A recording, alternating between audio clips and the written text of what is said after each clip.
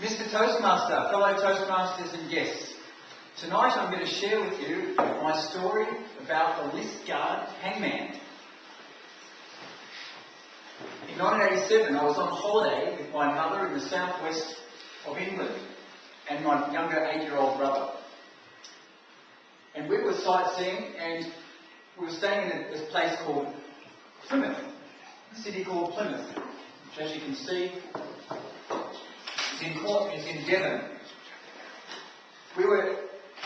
My mother had found a scenic route, which is a train route from Lisgar to Loo. So we were planning to go on a train trip. We boarded the train at Plymouth, and that's where we met and we came face to face with who I've affectionately called the Lisgar hangman. This was no ordinary man. He was carrying a hangman's noose, quite similar to Matthew Bound's complementary medicine where they brought the hangman's rope. And that's exactly what it looked like. It had a large knot and a hangman's noose. And he was flexing this on the train in front of us as the three of us sat on the train. He was staring straight at us. He actually detected a very thick Australian accent on each of us as we were on the train. And he asked us, "Where are you from?" Probably a mistake. My mother politely responded, "We're from Australia and we're on holiday." Anyway, we went on to Lisgar on the train. It was then that we disembarked and went up to the station master where my mother was ordering tickets, ticket booth for our scenic journey. It was at that time that the Lisgar hangman actually approached us. What was interesting about the Lisgar train station is that they actually had a signal on a sign that looked very much like a gallows. So we've got the hangman and the gallows. It's quite a strange and suspicious place. Anyway, my mother eventually got the tickets and we boarded our train on the scenic route down to Loo, which is through Cornwall, and we proceeded to go there and enjoy our time. But this guy hangman actually didn't follow us onto the train. So we went in a taxi from Loo to Polperro, which is a scenic fishing village in 4 miles west of Loo. We then had finished our activities for the day and decided to head back on the train to Lisgar. So we did that, and when we arrived it was dark at night, and we had about an hour to spare until our connecting train back to Plymouth. And we saw the local pub across the road, the old Stag Inn, and that's where we went. Now on the way across to the old Stag, we observed a parked car, and it actually had shone its headlights on us, and so we thought that was a little bit strange.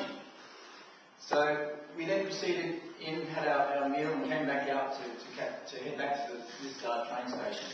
It was then that we arrived back at the station, and we were talking to the station master, and then out of the pitch black, the Lisgar hangman appeared, and he was still carrying his noose. Now this was quite concerning because it was many hours after we'd seen the hangman earlier in the day. So he had obviously planned and timed his efforts to catch up with us.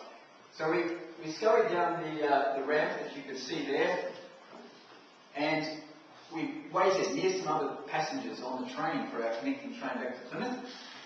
And at that point, the hangman also was waiting for the train about 20 metres down. So at this stage, we became a bit concerned, a bit worried that we may have been being stalked or followed or watched. So we then boarded the train and we started to comprise a plan on how to escape this person who appeared to be following us. So anyway, as a 10-year-old, we decided we'd speak to the conductor, who then ushered us into the first class cabin, which was a separate cubicle on the train, so we were somewhat protected and safe. But in there we actually were talking, discussing how we were going to get away. So I took the passports and some money and things off my mother just to sort of spread the load. And we actually headed, as soon as the train arrived at Plymouth, we decided we were going to make a run for it. And that's exactly what we did. We arrived at Plymouth train station, opened the door, and we started sprinting up the escalator. And I peered over my shoulder and, chest thumping. And that's when we noticed that the list guard hangman was sort of in pursuit. So much like a James Bond film, we were sort of running towards the taxi, which we were waiting here at Plymouth Station. My mother made a mistake. She went to the first taxi that she came across, which was actually the last one in the queue. So we lost some time there, and at that point, it was catching up. So we jumped into the first taxi, and we told the taxi driver to floor it, and that's what he did. We eventually made our way back to our hotel, fortunately. I had noticed that the hangman had got into another cab, so he actually was on our tail.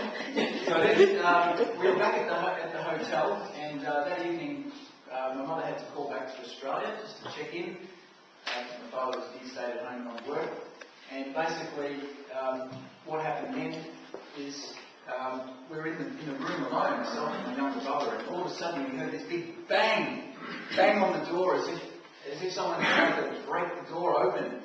So I composed my brother, as I was the older of the two, and said to him, look, relax. I looked through the big keyhole on the door, and we noticed down the bottom of the steps, the open door at the bottom of the steps, and to this day I still believe I saw a shadow of a man running away. Anyway, my mother came back up to the room and said, calm us down.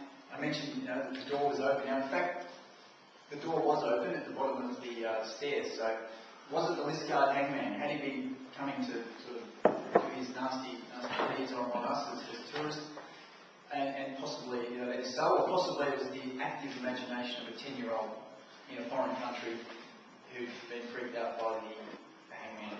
So anyway, to conclude, just some tips when you're travelling abroad and you feel like you're being watched, and I would suggest you don't talk to strange hangmen who carry Number one, tell people you trust, whether it's a train conductor, go to the local police station. When out, stay around a group of people. Keep your doors and windows locked. Do not share personal information such as train timetables and things. You just never know who's listening. And change your daily routines. So thank you all. That's